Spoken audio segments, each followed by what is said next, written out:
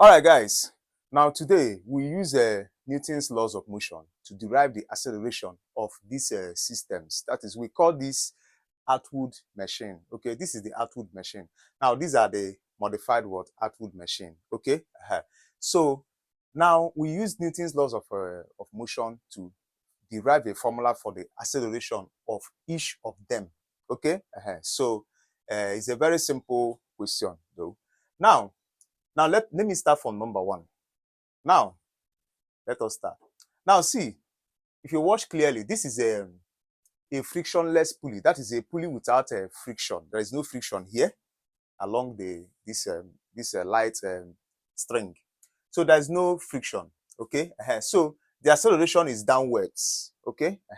So this mass, the weight of this mass is pulling this one. Okay. Up. Very good. So it's going down. This one is going up.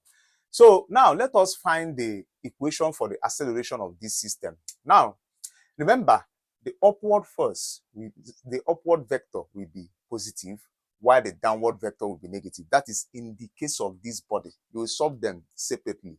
In the case of this one, upwards, positive, downwards, negative. Now, see what we do now.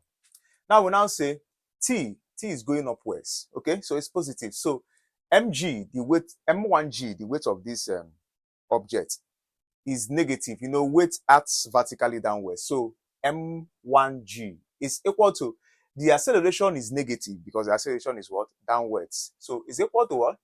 Is equals to m1 times minus a.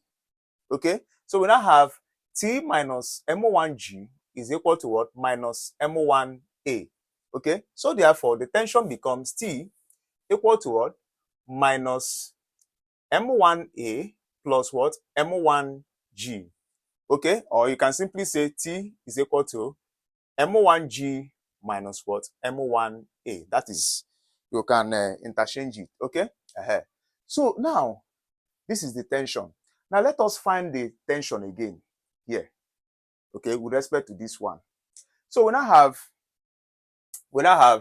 remember, the tension always goes upwards from the body. Okay, so we now have T minus, you know, the weight is downwards. Okay, the weight is downwards. So T minus M2G is equal to what? The acceleration is upwards. Is equal to M2A. You know, you see this thing I wrote here, this is just the net force. Okay, the net force on this one. This one I'm doing now is the net force on this. That is the resultant force on this. Do you understand? You know, according to Newton, that everybody continues to be in a state of rest or to move with a uniform speed in a straight line, unless a resultant force acts on the body.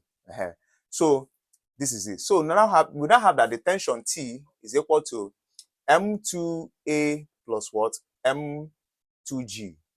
Okay, so this is the tension. So we now equate the tension together. So when you equate it, you now have that tension here in this first equation, equation 1, is equals to the tension here in this second equation, equation 2. Okay, this is equation 2. So we now, tension here is equal to tension here. So we now have M1G minus M1A is equal to what? M2A plus M2G. Okay, so now remember, you are looking for the acceleration. No? Acceleration is what you are looking for, the equation for the expression for the acceleration. So this one has A. So we now have minus M1A minus M2A is equal to what? Is equal to M2G minus M1G.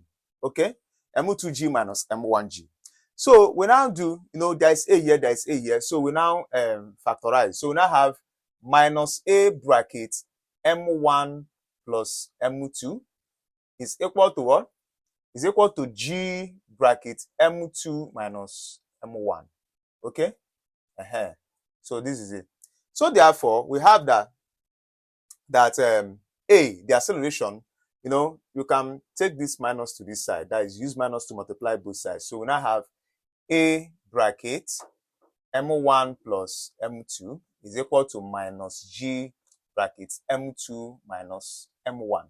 So we now have that the acceleration is equal to minus g bracket m2 minus m1 all over what?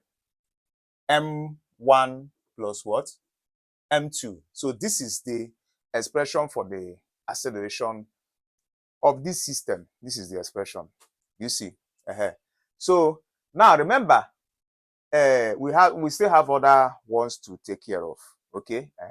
Remember this place, there is no friction here. So that's why it looks like this. Okay. So see you guys in my next video for the next one.